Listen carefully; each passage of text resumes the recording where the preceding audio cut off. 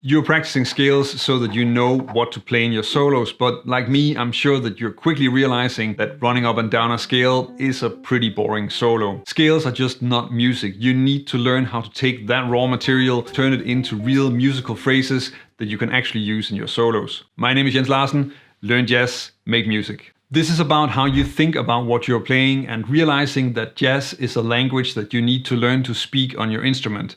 But as you'll see, once you get used to that thought, then that can also help you practice in a much more efficient way and help you enjoy your own playing more.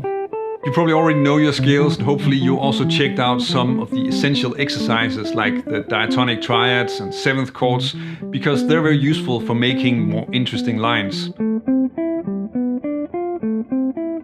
If you don't know those exercises, then check out this video on practicing scales that talk about how to go through them. There's a link in the description. You want to avoid playing solos that just sound like you're running up and down the scale without any direction and completely at random. When you listen to great soloists, then they don't sound like this. It needs to be more like a melody, not just you moving your fingers. So how do you solve this? You need to find a way to construct lines that are not just using random scale notes and that makes sense as an interesting melody and really sound like jazz. To keep it simple, let's just say that you're improvising over a C major 7 chord, and then I'm going to show you how to start making lines that actually work. Instead of playing random notes, then you want to play something that connects with the chord. And a C major 7 is C, E, G, and B.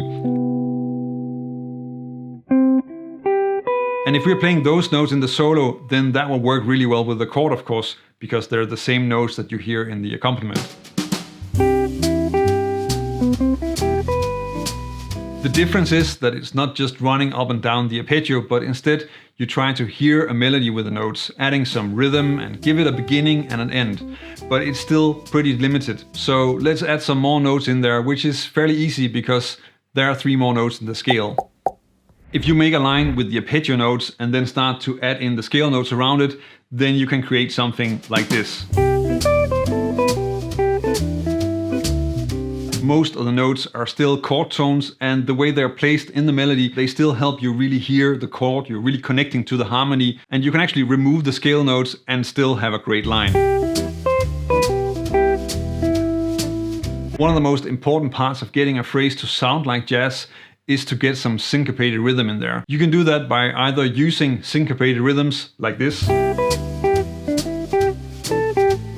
or by accenting notes so that the accents give you a syncopated rhythm. That sounds like this. You get those accented notes by having a high note on an offbeat.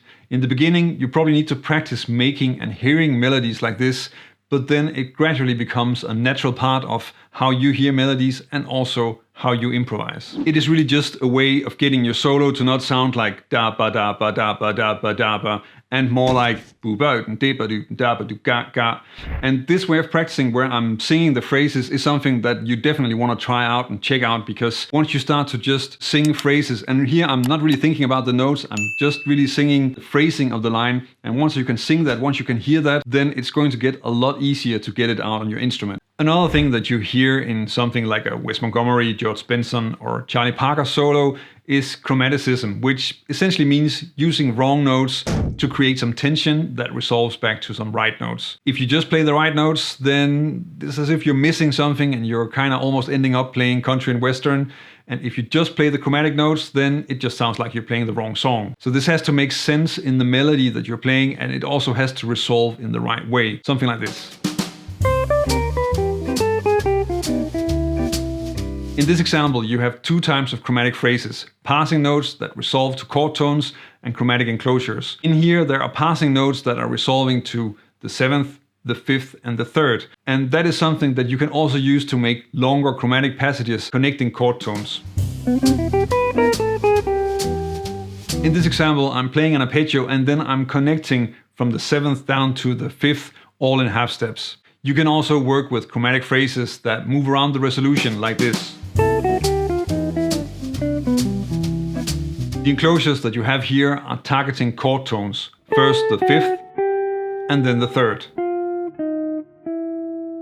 And of course, you want to end up with phrases that combine the two, something like this.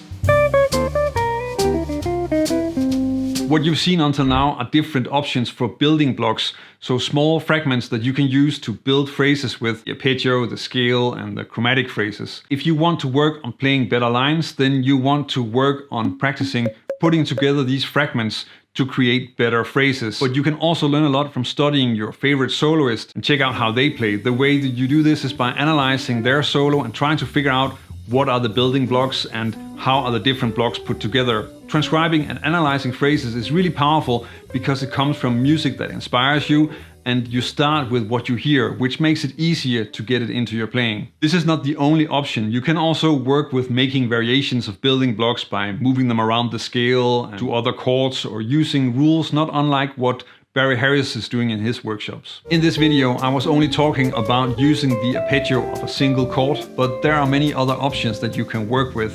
And if you want to explore how you can start using a lot of different arpeggios for a chord and also create some really solid bebop inspired lines, then check out this video on the most important scale exercise in jazz.